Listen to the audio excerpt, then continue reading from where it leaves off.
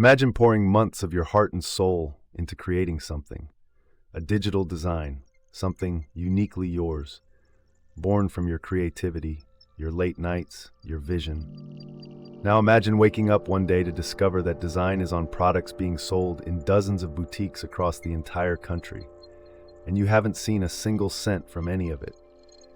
That's exactly what happened to one stay-at-home mom who was running a small side business, trying to support her family. And what unfolded afterward is one of the most jaw-dropping copyright theft cases you'll find buried in a legal advice forum. Because this wasn't just one person stealing her work. By the time she found out, the theft had already spread like a virus through wholesale markets, supplier networks, and retail stores from coast to coast. And the worst part? Most of the people selling her design had no idea it was stolen.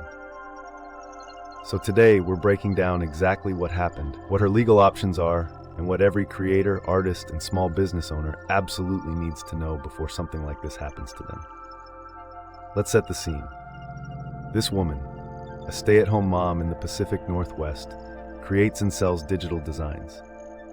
If you're not familiar with how that works, digital design sellers create artwork, patterns, graphics, and more, and then sell those files to buyers. Sometimes those buyers purchase personal use licenses, meaning they can use the design for themselves. Other times they purchase commercial licenses, meaning they can use the design to manufacture and sell products to the public. This distinction is incredibly important because it's exactly what the thief in this story exploited. She sold her design to a buyer, a normal transaction. What she didn't know was that this buyer had other plans. Instead of using the design legitimately, they turned around, listed it on Etsy, and began selling commercial licenses to wholesale suppliers, meaning they were essentially acting as if they owned her design, selling the rights to it to other businesses who then used it to manufacture products at scale. And the scale is what makes this so devastating. We're not talking about one person printing a few shirts. We're talking about wholesale suppliers, businesses that sell in bulk to retailers, picking up this design, putting it on products, and distributing those products to boutiques and stores across the country. Dozens and dozens of them. Here's where the story really starts to unfold. When she discovered the Etsy listing, she acted fast. She filed a report with Etsy, and Etsy took the listing down. That's the system working as it should. But the damage had already been done.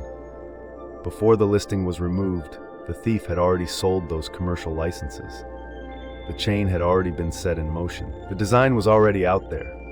And it gets worse. This same thief had stolen other designs too. Not just hers, but other artists' work as well. There was even a review left by a buyer saying the thief had pressured them into purchasing a $200 commercial license, only for that buyer to later find out the design was stolen. So this wasn't a one-time slip.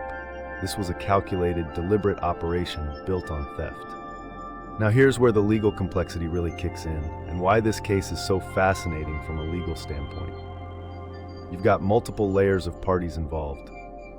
First, you have the original thief, the Etsy seller who knowingly and willfully stole the design and sold fake commercial licenses. Their intent is crystal clear. This is willful copyright infringement. Second, you have the wholesale suppliers, businesses that purchased what they believed to be legitimate commercial licenses and then used that design to manufacture and distribute products. They made significant profits. But most of them had no idea the license they purchased was fraudulent. They were victims of the thief too, in a sense. Third, you have the boutiques and retailers who purchased from those wholesale suppliers. They are even further removed from the original theft. So when our creator, sick to her stomach, furious, and determined to protect her work, starts reaching out to these parties and asking them to take the products down, many of them actually comply.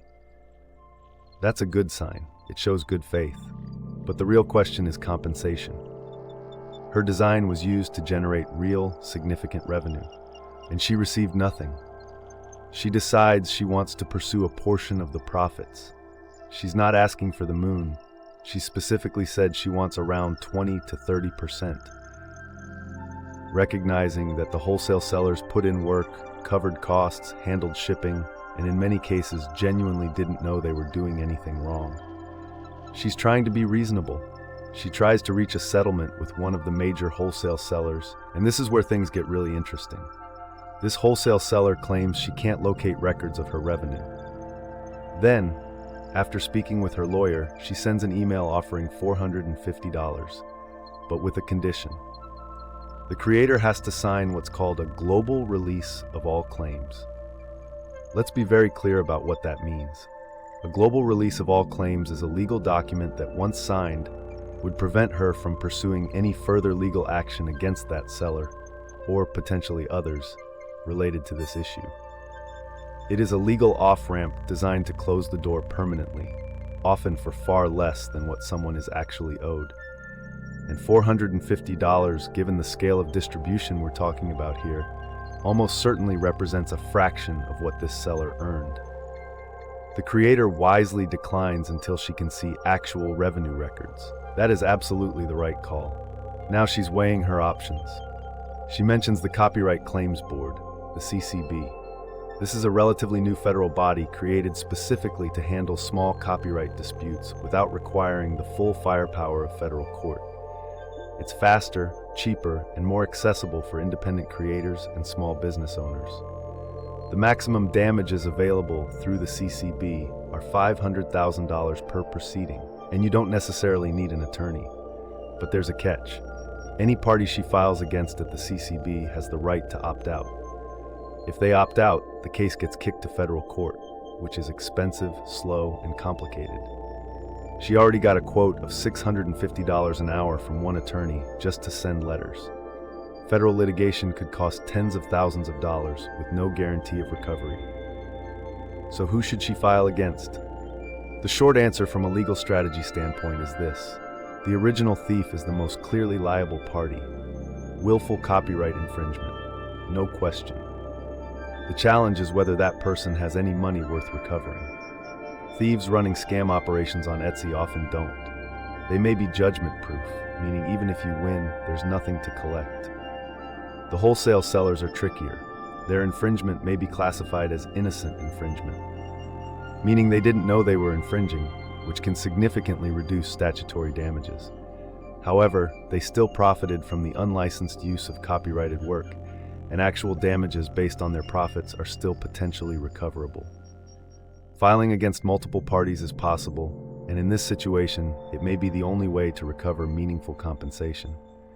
Here's what this case teaches every single creator watching this right now. First, register your copyrights. This cannot be overstated.